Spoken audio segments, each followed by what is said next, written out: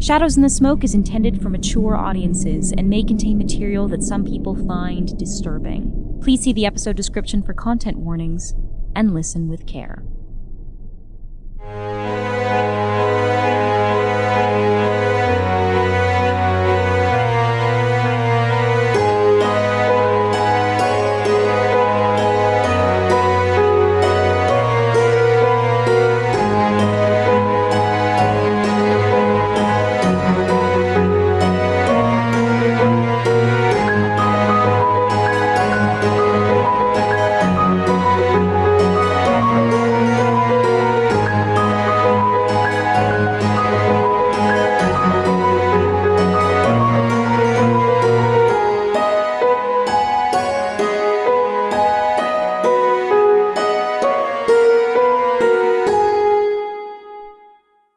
Back to the Grand Guignol. Cass, describe Act 2, in which, pushed past her limits, the nanny murders her bratty charges. How does the audience respond? The nanny tries to take a step away from the children just to give herself a moment to calm down because she's seething. And she goes up to her flat, and I think she walks over to like some cabinets that are inlaid in the wall, pulls out this old wood box, opens it, and pulls out a little handkerchief that's got some embroidery and a date on it. And it looks like it was meant for a child, possibly a child of her own. And this thing that normally brings her so much comfort in the height of all of this stress from these children sends her into a rage. She sees red. We see her grab this plate, this single dish that is all she has to eat her meals off of, and she just cracks it across the table and it shatters into 2 large pieces. And she picks these pieces up and in this rage goes back downstairs. The kids are screaming. It's loud. One of them runs up to her and begins to just hit her on the legs, and she takes one of these plate pieces and just rams it right into this kid's neck. The other kid across the room goes silent, and she looks at him. He looks at her. The child starts to run. She chases him and does the exact same thing, gets a hold of him and just rams this dish into his neck. And out in the audience, obviously the rich, these people are looking on this scene in absolute horror. They cannot even imagine. There's fear of, my children are at home right now. What is my nanny doing? But then you see some of the poorer people. They work these jobs. They work in these kitchens. They are nannies themselves on a rare night off. And there is almost a sense of satisfaction in this side of the audience of watching this violence occur in front of them, as if they themselves have entertained such fantasies about what they might do to the people in their charge. So it is a very, very split reaction across the audience, but every reaction is valid. I think I'd like to pick back up with the ballroom. We have Maisie Douglas dancing with the figure that we now know to be Sally No Face or Vittorio Clemenza. Maisie continues to dance with Sally No Face, honestly having a good time. Like, she knows that she is in peril and it is very stressful, but she likes to dance and she can't help it. Miss Douglas, this could be a vulnerable scene. If you want it to be. If you want to be vulnerable with Sally No Face, you could clear a condition and get a clue out of this. Yeah, I'll do it. So, quite the shindig going here. You hear Sally chuckle a bit behind the mask. It is rather grand, isn't it? Only the best, the most interesting are invited to my parties. Only the most useful material. It's a very proprietary way to speak of others. People only come to me when they want something from me, when they want something of me. I ask you, when is it my opportunity to take? My opportunity to demand, to see what it is that pleases me and say, I want. I know that feeling. I know it well. And I do understand the need to see those who are holding something over you, who are asking or demanding things from you that you do not want to freely give. And I cannot say that I have made the right choices Well, I can say I've made the right choices. Whether they have been good choices is different. But I do know that when it comes to harming others, there is a right choice. And what you are doing is not right. No, but it is beautiful. I would argue that beauty is subjective, is it not? It's true, Miss Douglas. They do say it is in the eye of the beholder, but my eye is excellent. My eye is superior. Your eye is rather well hidden, and I tried to take the mask off. All right. So, doing a vulnerable scene with a side character will instantly trigger the day or night move. In this case, it's a night move. That is pretty self-explanatory. However, because you engaged in your vice, I will give you the opportunity to clear a condition, should you like to. I think I would like to clear self-satisfied, because I did gain this condition when talking to Vittorio last time, and I do think having spoken to him again has sort of helped me see the way I behaved last time I was in his presence. So this is going to be a night move. What are you afraid will happen if you fail and lose your nerve here? Oh, I think that by attacking the host of this party, all of the staff will immediately turn on me, and I will be in trouble. It's worse than that. Miss Douglas, you will be skinned and put on display. Not my pelt. My human pelt. This is a night move with vitality to do this as you are dancing and trying to enter Sally's personal space. I am going to give you disadvantage on this because you are so defiant. I think you are not entirely the most composed in this moment, especially talking to Vittorio. All right, I do add 1 to this, so there is that. Okay, I got a 6 + 1 is a 7. I would like to use the Mask of Beauty to bump that up. To a full success. Yeah, this seems like a good opportunity. I think so. Okay, let's do it. So, threat-specific masks ask all of you to narrate a flashback. The Mask of Beauty reads as follows. Each hunter narrates a flashback to a time when they felt truly beautiful. We hear the churning of something moving water rhythmically, like a mill's wheel.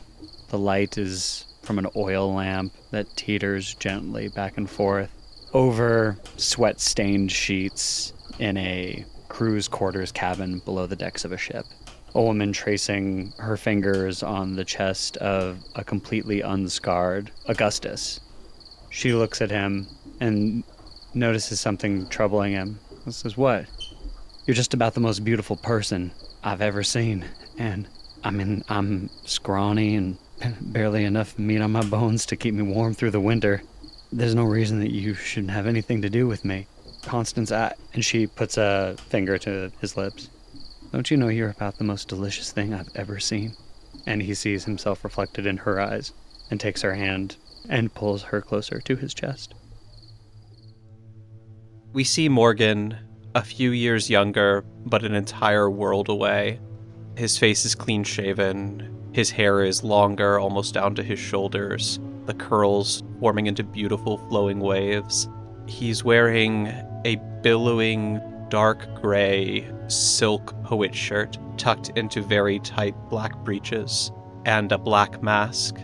The room he's in is another ballroom, but unlike this one, it is impossibly large. The space that it seems to take up could not have been constructed by mortal hands. The columns and the pillars in the room are the size of the great redwood trees, and it is filled with the most beautiful people you could imagine, swirling, dancing.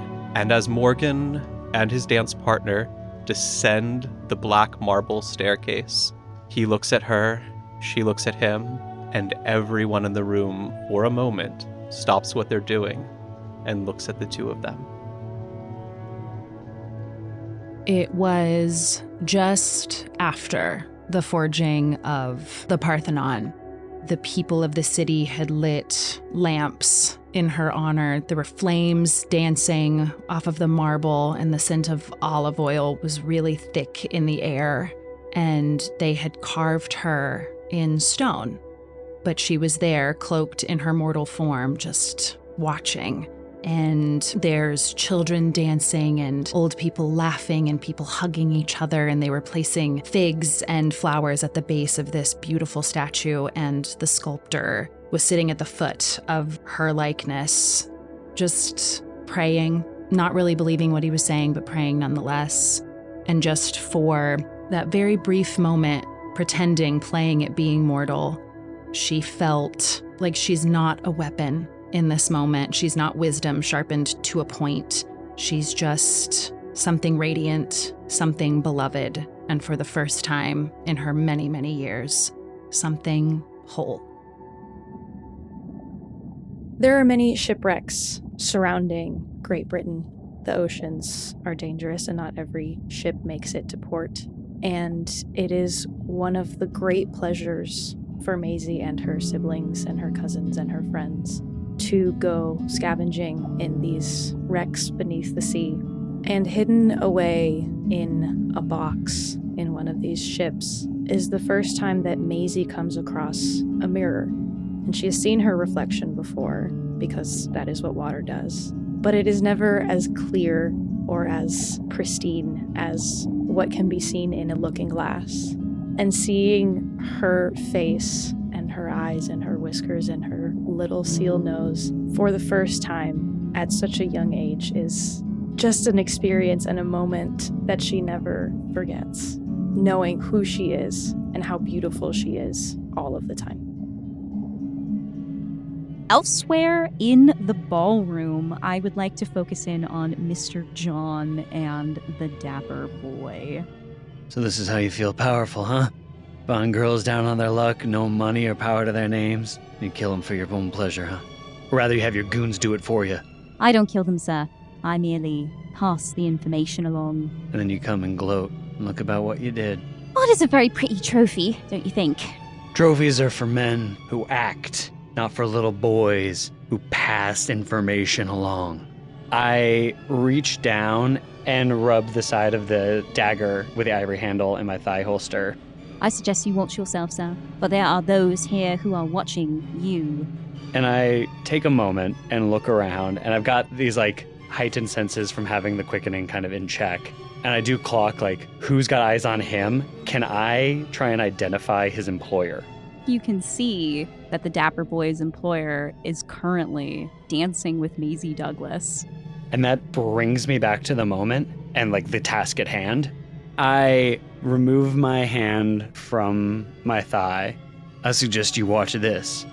You ever seen an American dance before? And I kick off my shoes and I go barreling toward the dance floor and I say, hey, can somebody play something with a beat? And I go to the dance floor and start trying to interrupt the intimacy of the slow dancing movement and start trying to just dance and clap and holler and draw attention to myself and away from Maisie.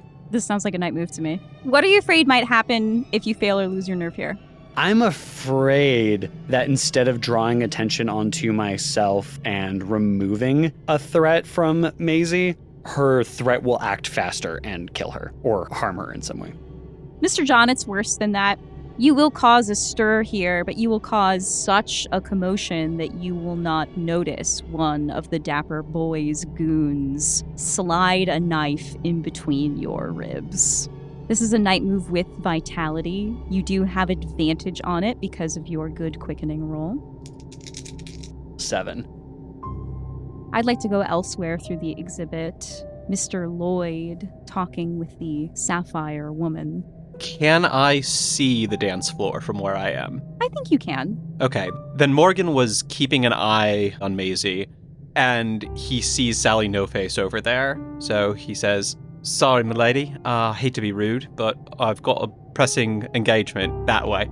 As you move to leave, this woman extends a gloved hand and catches your arm. If I may offer some advice, I suggest you be careful, Mr. Lloyd. Always am.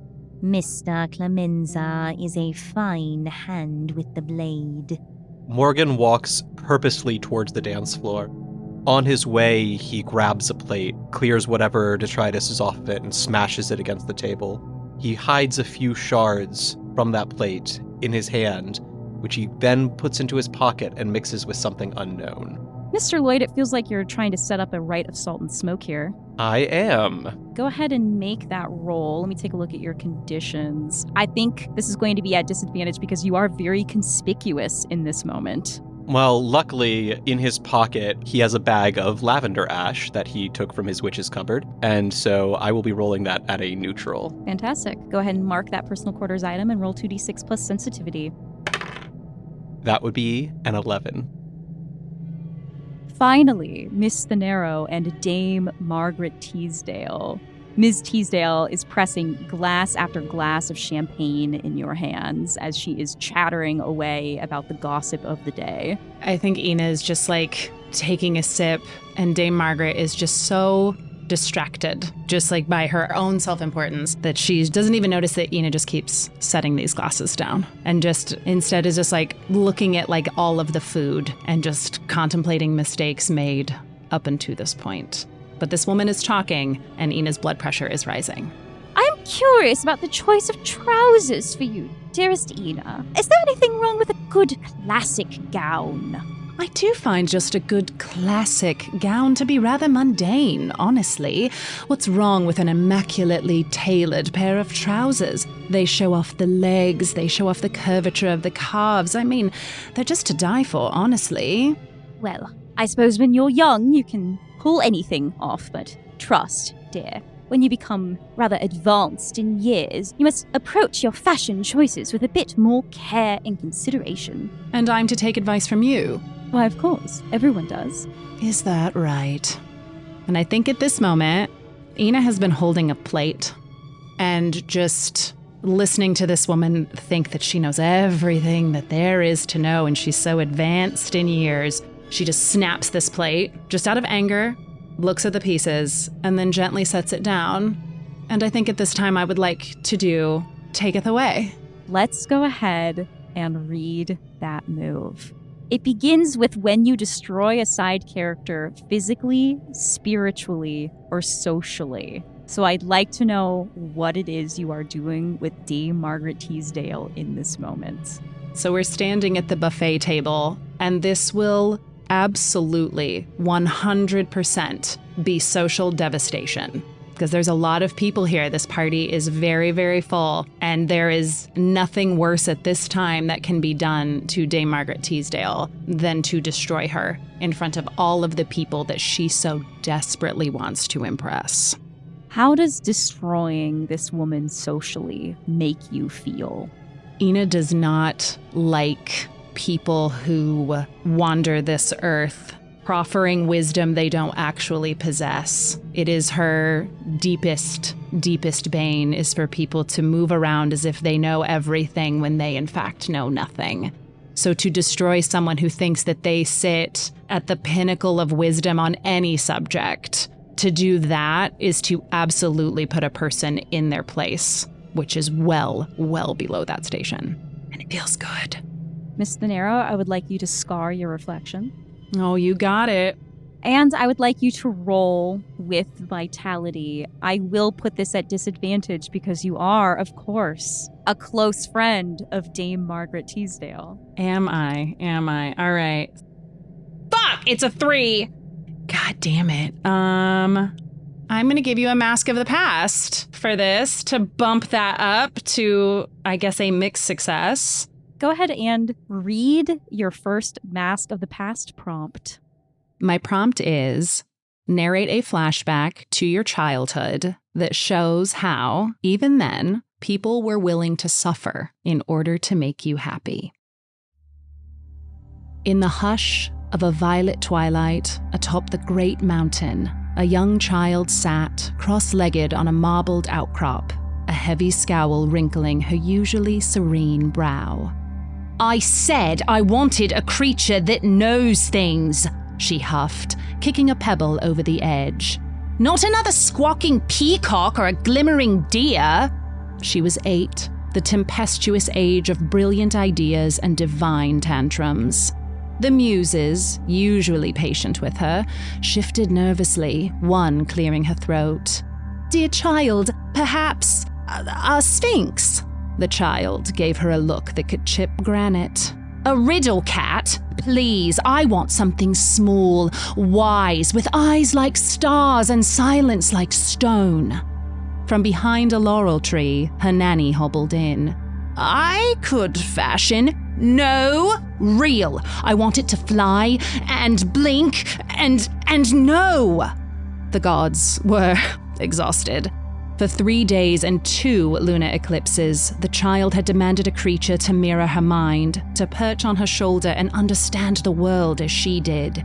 No feast had been eaten, no poem recited. Dionysus even gave up wine. Dionysus. Finally, one weary nymph named Glauc stepped forward. She had been a woodcarver once, quiet and clever. "I'll make one for you," she said softly, "but it must be born from pain." And so, in a sacred grove, Glauc plucked out her own eyes and offered them to the earth. From where her tears fell, a feathered creature rose, round, silent, and knowing, the first owl. It fluttered to the child's arm, tilted its head once, and blinked in agreement. The child smiled, for the first time in days. The skies cleared, ambrosia returned to the table, and all the gods sighed in relief. And somewhere, Glauc, now blind but proud, knew that her sacrifice had given the child her eternal companion. Even then, they were willing to suffer for my joy, and even now, I have never forgotten. Let's take our final trip to the Grand Guignol. T. Describe Act 3 in which the nanny gets her comeuppance. The final scene should be very bloody. The curtain rises on the nanny where we left her at the end of Act 2, dripping in the children's blood, standing triumphant, having snapped and finally given them what she feels they all too rightly deserve. When who should come in but the parents of the family home from an evening at the theater themselves? They see the nanny standing over their dead children and waste no time in apprehending her. Rather than going to the authorities, as the man of the house suggests, the lady of the house, looking at the discarded bodies of her children, takes matters into her own hands, takes one of the steak knives off the table and slices the nanny from top to tail, from toe to snout. As she's bleeding, she takes the tablecloth and, with all of the many sets of dishes shattered to the floor, staunches the bleeding and puts pressure and says, no, not yet, not yet. And while she is still alive, wraps her in the sheet and puts her into the oven, large enough for a feast on this table, but instead to burn the nanny alive, for now she will at last be warm. We close for an epilogue on the family dining on her body on the ruined table. They call it hysteria, the man says, and all should be scared when they're calling it hysteria. The rich have their own cure, but for the poor, this is the only prescription. I'd like to come back to Miss Thanero and Dame Margaret Teasdale. Miss Thanero, on a result of 7, you may choose 1 from the list below. All right, so my choices are clear any condition you wish, including most beloved. Your next roll is taken with advantage. You may take something from your victim and add it to your personal quarters. And then there are no long-term consequences for your actions. I feel like because John and Lloyd rolled on our initial answer a question, that I am going to take my next roll with advantage in the event that I end up rolling a singular die with potentially Maisie or someone else to take responsibility for the rolls in facing Sally No Face. That's what I choose, is roll with advantage. Okay, fantastic. Now, I want the scene, Miss Thanero. How are you destroying Dame Margaret Teasdale? Ina's standing there, again, these 2 halves of this plate in her hand. It's a very brief moment of losing the control and composure that she absolutely has within her. And I think she just sets these two halves of this plate down on this immaculate buffet table, wipes the porcelain from her hands, and then just turns to Dame Margaret. Dame Margaret, how astonishingly brave of you to enter the room with such confidence. I do so admire a woman who can march so fearlessly into society armed with nothing but arrogance and a rather unfortunate face. You speak with the authority of a woman who's been ignored her entire life and is now exacting revenge on the world, one tedious opinion at a time. Your voice has all the charm of carriage wheels over cobblestones, loud, jarring, and entirely without purpose. And I think as she's here, the room is getting quiet. The room is watching it like, what is going on here at the buffet table?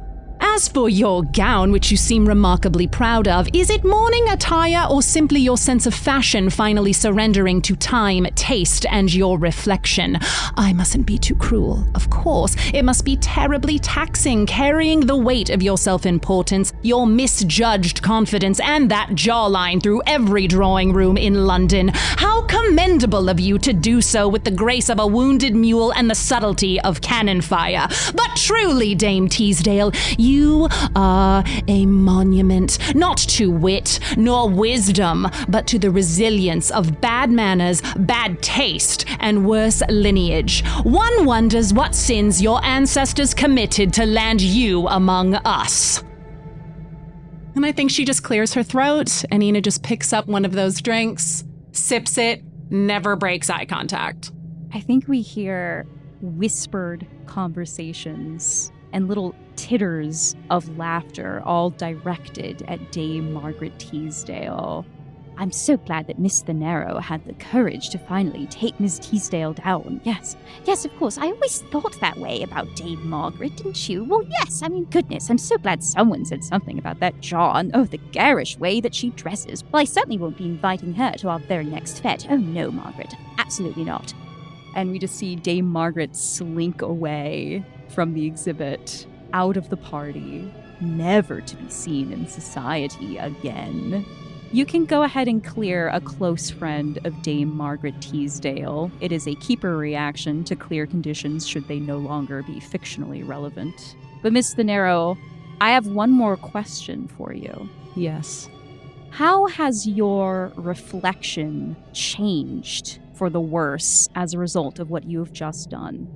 In keeping with the theme of beautiful faces, we see a menacing narrowing of the eyebrows and the eyes darkening, and then the rest of the face just ages and becomes a little bit older and wrinkled and sun-spotted. But the big thing is just this menacing look to her face because she was absolutely unkind in this moment, and now we see that there is meanness in her. I would like to now move our focus to the ballroom itself. Ms. Douglas, on a 10+ of trying to remove Sally's mask, narrative control falls to you. Tell me what's happening. I think in this moment, it's the hunters lining up in sync for the first time ever. And Maisie knows that while she can be a little loosey-goosey and do her own thing, they did come here with a purpose, and it fell to her to confront Vittorio in this moment. But she does see out of the corner of her eye Rabbit making his way here, John loudly making his way here, and knows that she has backup. And as she rips the mask away, in this dance that they're doing on the dance floor, she spins him around and shoves him at Morgan. Mr. Lloyd, on a 10+ of Rights and Salt and Smoke, what is it you're trying to do here? Trap a specific person or creature. Morgan walks towards Sally No Face, now revealed to be Vittorio, on the dance floor, and as Maisie pushes them towards him, he grabs Vittorio's hands in his own. Mind if I cut in? And starts dancing with him wildly. One of my friends here had a bit of a theory about you, about why you do the things you do. Something about beauty? Perfection in an imperfect world? Something like that? Well, let me tell you something. I'm a magic man. I can make dreams come true. And with that, he grabs Vittorio's hand so tightly that the small shards of plate cut both of their hands open. The blood mixes with the lavender ash that he had in there, polluting the blood and turning it thick and dark. And Vittorio smiles for a moment as the light flees his eyes, and he faints. Somewhere across the exhibit, a pair of painted eyes on a mannequin seem just a little bit more real, as Vittorio's soul now resides in one of his creations. John's coming forward, seeing all of this going on, and like is positioning himself in this place to do what he does best, which is violence, and to be protective of two people that he doesn't particularly respect as adversaries, as foes in a formidable sense. And then watches as Miss Douglas stands up for herself, removes the mask and removes the threat from her, pushes it into Rabbit's hands, who he expected to be bait, who then does something, who's to say what, and takes care of the threat and watches Vittorio go limp in his arms and feels himself useless in that moment. Like he didn't have anything to do.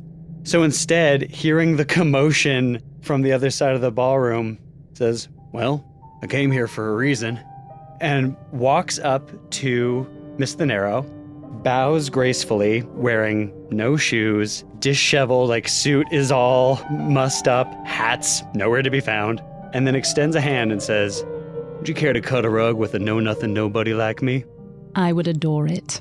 And dances with Missy Nathanero, letting her take the lead. Hell yeah. Trousers and all. Mr. John, how are you feeling in this moment? A little bit put out to pasture, but in a pleasantly surprised way. This is the first time One Shot hasn't felt like I have to be the one to pull the trigger. I have to be the one to organize everything. If I'm not in control, then everything will fall to shit. And so I think in addition to like being the follow in this dance is letting the night take itself as it will and kind of just giving over to having a dance with a lady he respects. Mr. John, take the condition not the leader. But I do believe this little picture of Mr. John and Miss Thanero dancing amidst the chaos of the exhibit is how we will close our night phase.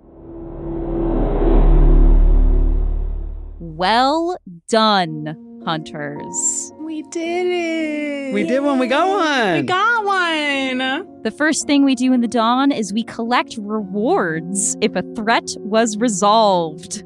Hunters, I will read you a list of available rewards, and you will each choose one of them. The rewards are as follows. Sally No Face's wooden mask.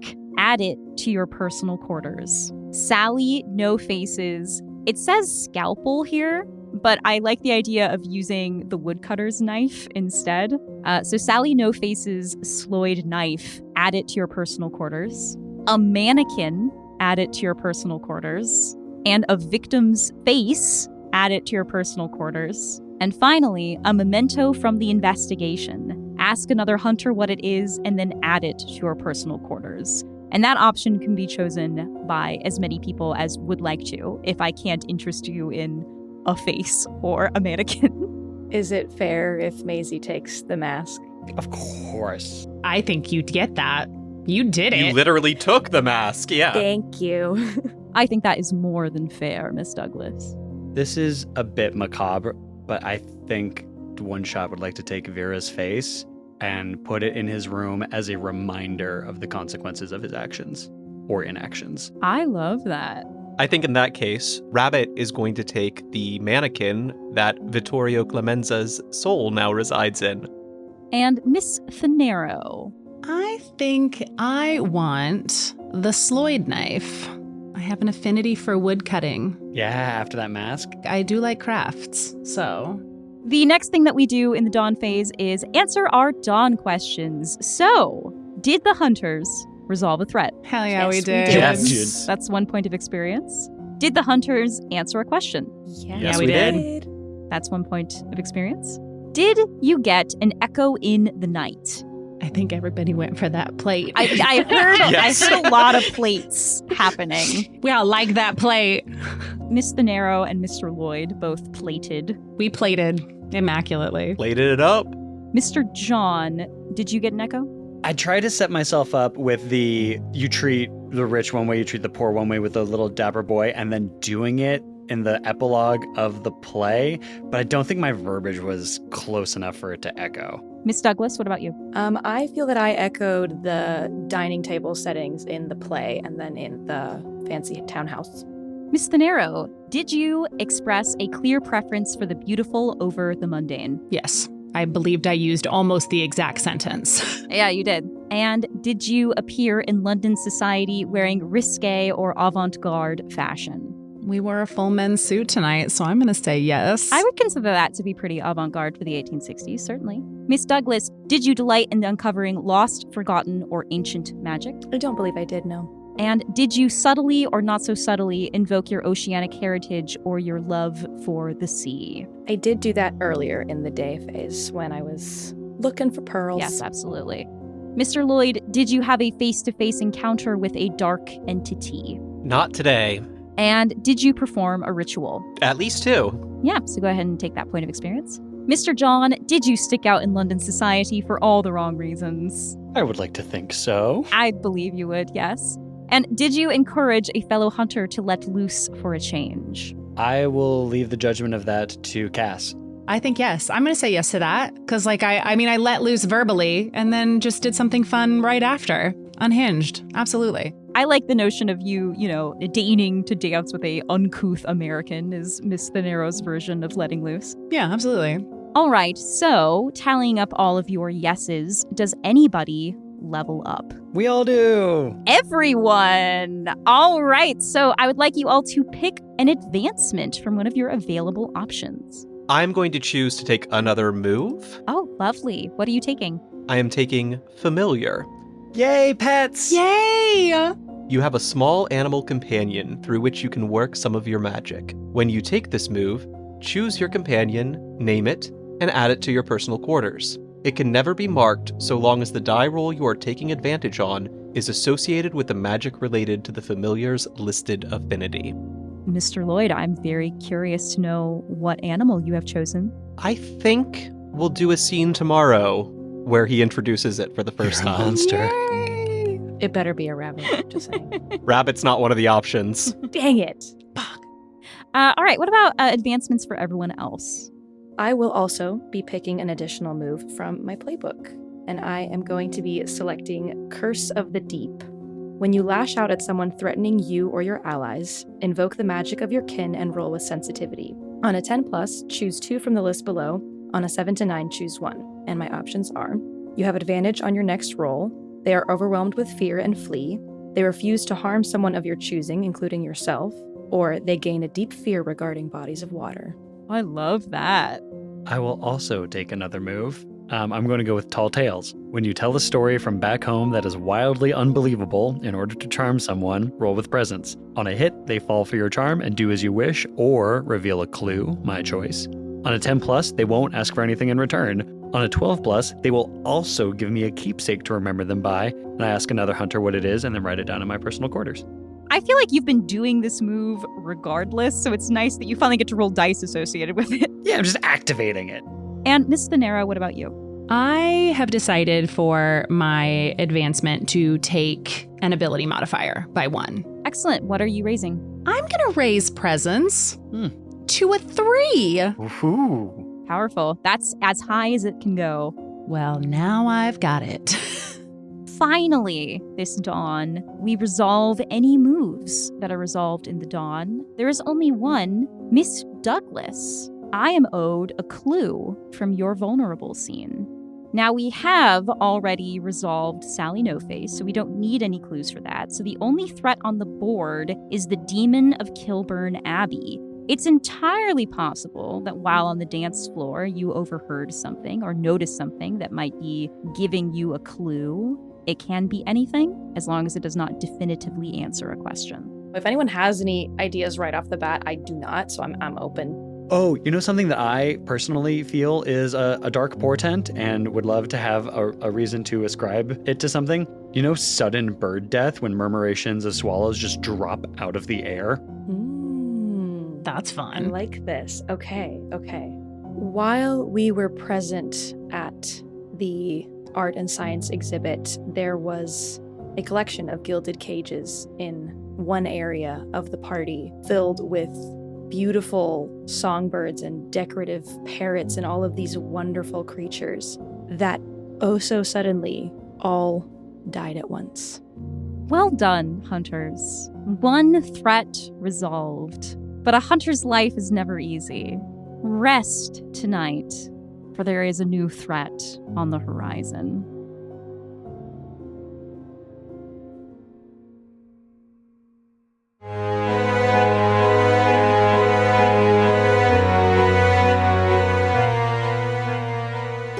Shadows in the Smoke is a Kitten Marlowe production. This episode was edited and produced by Kim Dalton and featured a theme song by Jake Pierle. You can find out more about us by visiting kittenmarlowe.com, signing up for our newsletter, or following us on socials.